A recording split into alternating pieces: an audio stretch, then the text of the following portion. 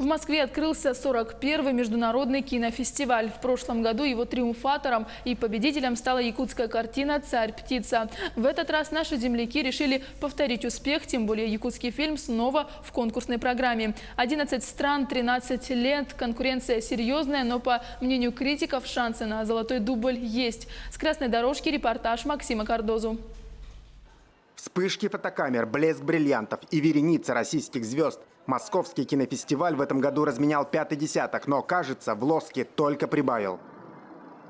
Какой же кинофестиваль без красной дорожки, не исключение и московский. Правда, эта прогулка для наших героев может оказаться настоящим испытанием. Ведь перед тем, как попасть внутрь кинотеатра, нужно преодолеть 24 ступени, а на улице плюс 10 и ветрено.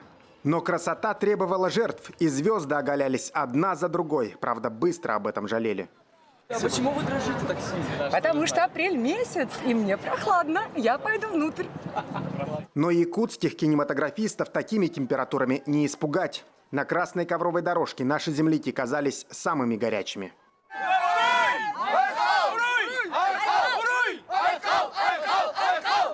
В конкурсной программе 13 фильмов из 11 стран. За главный приз борется и якутская картина «Надо мною солнце не садится». И это вторая подряд лента Сахафильма, которая попала на московский кинофестиваль. Мы на самом деле не ожидали, что нас отберут в конкурс, да, но так получилось. Это доказывает, что наше кино выросло, оно серьезное, конкурентоспособное. Я надеюсь, что нас отметят в этом году, заметят, напишут о нас много. И я надеюсь, что якутское кино вообще выйдет за рамки не только нашего региона, он будет распространяться по России и за рубежом.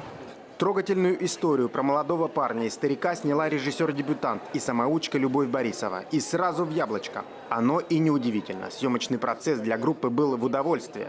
Я прямо все время радовалась, что все складывается удачно. Даже море, да, море Лаптевых. Каждый день показывал свои лучшие виды, и мы просто подстраивались и снимали вот все, что нам уготовано. И даже погода... Лето стояло целый месяц, солнечные дни, потому что местные зрители очень удивлялись, как это так. Итоги московского фестиваля подведут 25 апреля. Тогда и станет известно, получился ли у Сахавуда золотой дубль. Но несмотря на награды, уже сейчас всем стало понятно, что в нашей республике любят, а главное умеют снимать современное кино. Максим Кардозу, Виктор Олесов, Москва.